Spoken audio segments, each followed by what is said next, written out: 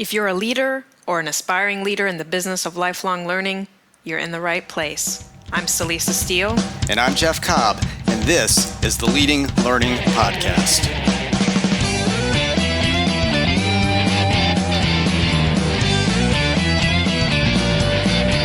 Hello and welcome to episode 97 of the Leading Learning Podcast. This time around, we talk with Dr. Ellen Langer about mindfulness and learning. Dr. Langer is a Harvard professor, a Guggenheim Fellow, and the recipient of numerous awards and honors for her work on mindfulness over more than 35 years. Before we get to that interview with Dr. Ellen Langer, though, we want to thank Your Membership, the podcast sponsor for the third quarter of 2017. Your Membership's learning management system is specifically designed for professional education with a highly flexible and intuitive system that customizes the learning experience. Your Membership's LMS seamlessly integrates with key systems to manage all of your educational content formats in one central location while providing powerful tools to create and deliver assessments, evaluations, and learning communities. You can find out more about Your Membership at yourmembership.com. For our resource for this episode, we want to complement our audio interview with Ellen Langer with some video content. Namely, we'd like to highlight a video of Dr. Langer giving a talk titled Mindfulness Over Matter. In it, she highlights many of the key points that she discusses in more depth in her book, Mindfulness. It's a great video to watch and discuss with colleagues, or of course, you can also view it solo. And you can access the video simply by going to the show notes for this episode at leadinglearning.com/episode 97. So, Jeff, you were the one who got the honor of talking with Ellen Langer for this episode, and I have no doubt that it was a very interesting conversation. It definitely was, and this was one that I was really looking forward to. I'm a big fan of Dr. Langer's work. I first became familiar with it through reading her book, Mindfulness and Learning, which I highly recommend to listeners, but I've since gone on to read much more of her writing.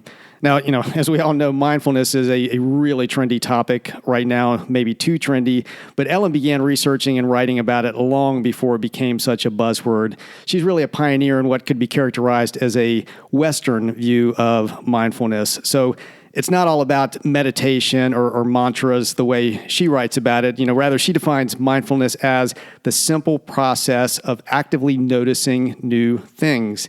And one of the elements of her work that I find really useful and interesting is that she contrasts this with the state of mindlessness. And that's the state that most of us live in most of the time. We're fairly mindless in how we go about life. So, as you might guess, there's a strong connection between mindfulness and learning on the one hand, or mindlessness and not learning. And that connection and its implications, that's one of the main things that we explore in our conversation.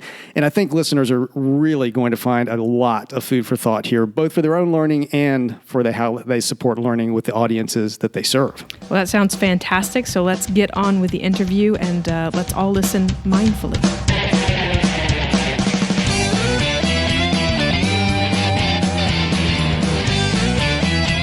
This is Jeff Cobb, and I am really excited to be joined for this episode of Leading Learning by Dr. Ellen Langer. Dr. Langer is a Harvard psychologist widely known as the mother of mindfulness.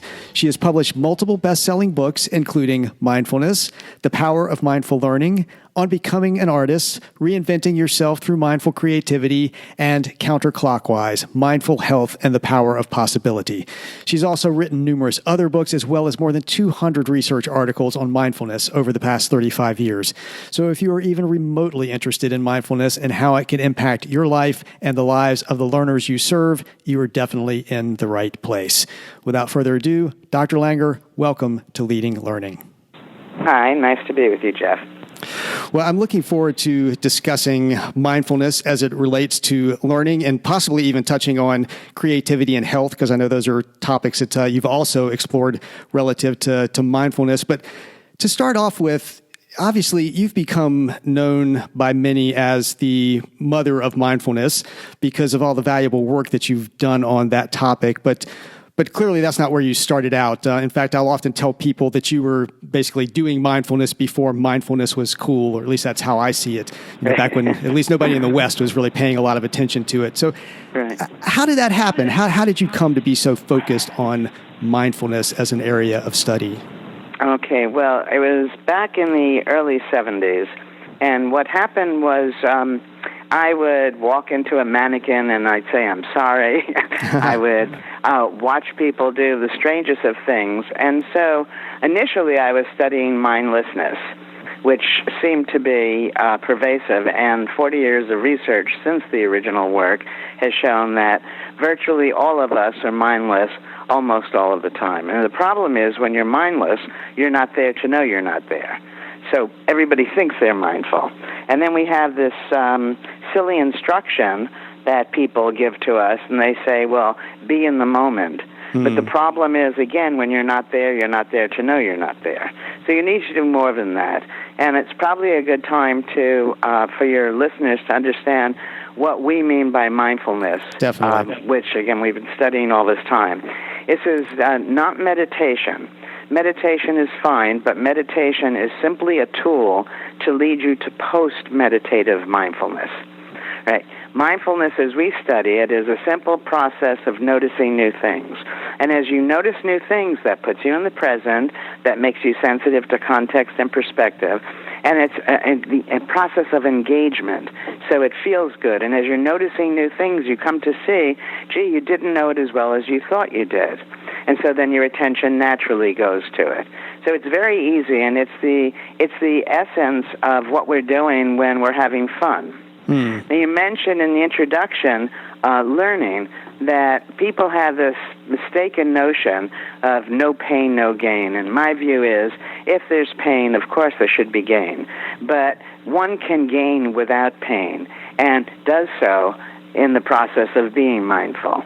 You know, if you were listening to a comedy or simply a joke, what makes a joke funny is that you're led one way, and all of a sudden you say, oh, it had this other meaning. And so if you realize that laughing is a result, laughing at jokes, for example, is a result of our being mindful, then the question that often comes to mind about, isn't it difficult to do, goes away. Wouldn't it be nice just to be laughing and happy all day long? And then you also mentioned creativity. Now, when I first started studying mindfulness, I could have called it creativity. The reason I didn't was because we have a mindless notion of creativity, where what's important is the final product. And mindfulness is a process. And when you're mindful, what happens is the product is usually better. Right? So when you're mindful, you're noticing new things, the neurons are firing, and it's literally and figuratively life supporting and encouraging. People live longer and they feel better. And so you've just said that it's really just the simple process of actively noticing new things. That's really what mindfulness comes down to. I've also heard you say that to be mindful is to be confident and uncertain simultaneously. Yes, I guess. Right. Well, what happens is that when you notice new things about the things you thought you knew, you come to see, gee, I didn't know it as well as I thought I did. And the fact of the matter is that everything is always changing. Everything looks different from different perspectives. And when we think we know, we're essentially being mindless. We're letting the past determine the present rather than be in the present. So what happens is you go to school, your parents, when you're young, and they give you all these facts. And each of these facts are situated in a context, but you're not told that. So you come to think you know. And if you know, then there's no need to pay any attention. But you can't know because everything is changing. So when I lecture on this, I might say to people, how much is 1 and 1? Here's a fact that everybody thinks they know. And so people dutifully say 2. But it turns out 1 + 1 isn't always 2. That if you are adding 1 pile of sand to 1 pile of sand, 1 + 1 is 1. 1 pile of laundry to 1 pile of laundry, 1 + 1 is 1. In fact, if you think deeply about it, or even casually, you come up with the realization that 1 + 1 doesn't equal 2 in the real world probably as often as it does. So if the simple thing that we think we knew, 1 + 1, imagine with our understanding of people, of their needs, of their likes, dislikes, personalities, you call somebody by a particular name, describing their behavior, and you say, gosh, this person is just so gullible. and you're being mindless for several reasons. One, and the more important one, is that behavior makes sense from the actor's perspective, or else the actor wouldn't do it. So nobody gets up in the morning and says, today I'm going to be gullible. So what is that person intending? And it turns out people who are gullible are being trusting. People who we might see as impulsive are being spontaneous. People who we see as, as inconsistent are being flexible.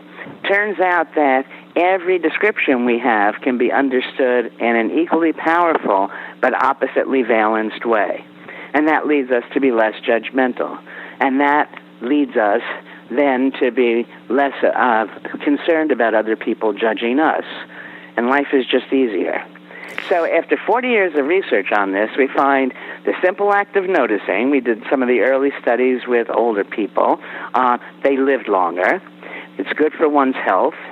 It's the experience of engagement, so you feel good. People, when you're mindful, see you as more attractive and more charismatic, and the products you produce are better. So it's a win-win-win-win. And the fact that it's easy as that last win. Well, now, it makes me wonder as I'm listening to you, I mean, it sounds like, or what you're saying could be interpreted as kind of all knowledge is contextual, all knowledge is relative to a certain extent, that potentially you can't be certain about anything. And I mean, it's so sort of the argument against mindfulness, not that I would really embrace this myself, but is it, it sounds scary in a way to be mindful, to be that open. Right. That's smart of you, Jeff. But in fact, what happens right now is that people pretend because they think they know they don't know. They think you might know, and they hope that they can get away with not knowing by pretending. So they're making what I call a personal attribution for uncertainty. I don't know, but it's knowable. What people need to do is make a universal attribution for uncertainty. I don't know, you don't know, nobody knows. And then you can stand tall, and the best, I think, posture essentially is to be confident but uncertain. Right. So there's nothing scary about not knowing. Well, now, it makes me think, though, a little bit of our, current context, at least in the U.S. and perhaps in other places. And this is far from a political podcast, and I'm don't want to really go down the political rabbit hole, but it seems to me that there is perhaps a bit of a mindfulness problem out there right now, just the general openness to learning, to mindful learning, that there seems to be a lot of resistance to that. I mean, do you feel that way? Is anything different now from how it's been before? Not since Trump is elected, that's what you're quietly implying. I started this 40 years ago, and over 40 years ago, and at that time, as you rightly said, that nobody had heard of it. And today, it's hard to open up a magazine or listen to newscasters, I'm not talking about Trump, where they don't use the word mindful. Mm-hmm. So, in fact, it's become part. Now, very often they're using it incorrectly, and they only have a meditation kind of understanding of mindfulness. But no, I think the world is more and more open to all of this. And, but obviously that we're going through a rough time right now. I was doing one of these interviews right after Trump was elected, and the interview had nothing to do with politics, but it was a call-in show, and those are the only questions I got. I'm not going to speak to it. I think that certainly mindlessness is prevalent in many quarters. As I said before, most people, because people think they know. So when they know, they're closed. They're not open to what's happening. And when you become mindful, what happens is you can take advantage of opportunities that you otherwise wouldn't notice, and you also avert the danger not yet arisen. But you can't know everything, and that's why, people understand about unintended consequences. Right. So you go forward thinking it's going to be good, and ups, there's this downside, or you think it's going to be a downside, and ups, there's this upside that you hadn't considered. Right. Because we don't know. And so if an individual wants to become a more mindful learner. This is something she's just seeking to do. On the one hand, it's just simply noticing new things, but we have the habits of a lifetime that can be hard to suddenly switch into doing. I mean, are there practices that you would have people undertake? Yeah, there are things people can do. They're not practices. That's, practice is something people don't want to do. And if you're going to meditate, they call that a practice where you have to learn how to sit still for 20 minutes twice a day and say your mantra and what have you. This is very different. This is being out in the world. And if you could do nothing else but establish a mindset for uncertainty, you'd do just fine. Other than that what when life is working, it doesn't matter. When life isn't working for us, that's the time that people naturally seek solutions without being trained. They just say, oh my goodness.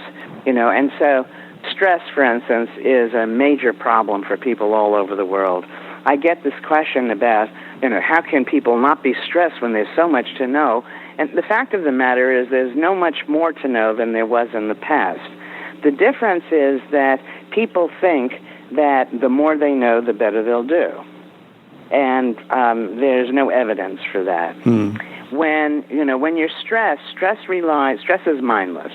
It relies on two things. First, the belief that something is going to happen, and second, that when it happens, it's going to be awful. Well, it's easy to combat both of those. The first thing we need to do is ask ourselves, give yourself 3, 5, there's no magic number, but let's say 3 reasons why it might not happen.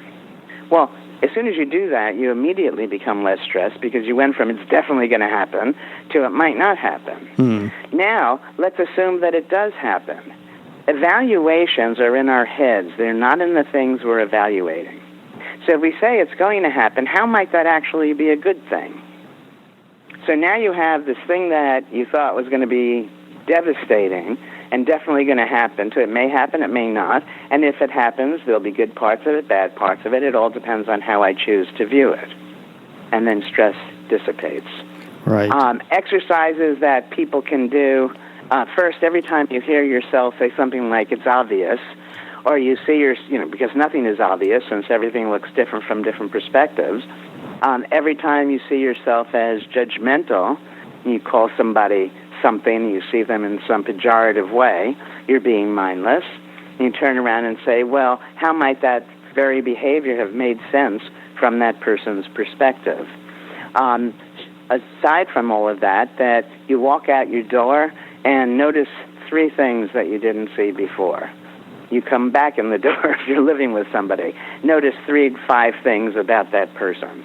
And just keep doing this with, if you're having an interview, ask 3 different questions from the questions you've written down for yourself. So the idea is just keep taking the thing you know and turning it inside out and around. And what happens is over time you come to see, gee, I didn't know. And again, then once you're in that position where you're standing tall, because again, nobody knows, so it's okay not to know, then what happens is you're naturally mindful. You don't have to work at it. Right. Now, to change the frame just a little bit, we were discussing before we started recording that most of the people who are listening to Leading Learning are in some way or another involved in what we characterize as the business of lifelong learning. So they're offering conferences, seminars, doing online learning, professional education, continuing education, those sorts of things. What would you say to those people to help them deliver or facilitate, I don't know what the right word is, learning experiences that are going to be more conducive to mindful learning? I mean, can you help to architect a more mindful learning experience? I think so. I think in the choice of speakers who attend these conferences, I mean, obviously, if people are going to be lecturing on mindfulness, people learning about mindfulness. But if you had a conference on X and you got some leading authority on Y to give it, that would be interesting because people would say, well, how is this related? And since everything is related, they would be more mindful. I think that people have a mistaken notion that, we said before, no pain, no gain, and that one should be gaining all the time.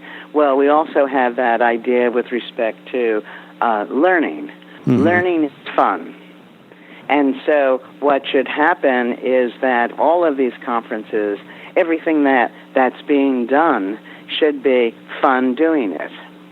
And if it's not, then you need to do it differently. And when you're having fun at it, then you're going to be mindful. And when you're setting up an event for other people, rather than focus solely on the transmission of information from one person to a group of people, make it fun for everybody. Mm.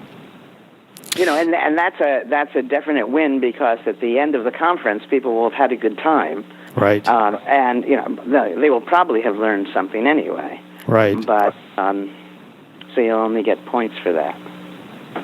Well, and related to that, many of these same groups that I'm referencing that are putting on different types of learning experiences, delivering different types of educational opportunities. It's become a trend now, a focus for many organizations to have, a recognized body of knowledge, a set of competencies, basically a uniform set of knowledge that people have to master, and then they're going to get certified for that. And that certification is, supposedly going to indicate that they have learned what they need to learn to do what they're supposed to do.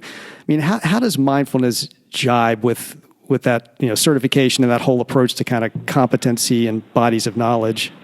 Yeah, well, it's interesting. Let me give you an answer that's far afield.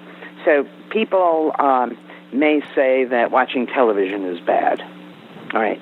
But television is neither good nor bad. It's the way you watch it. And so, too, with a certification process.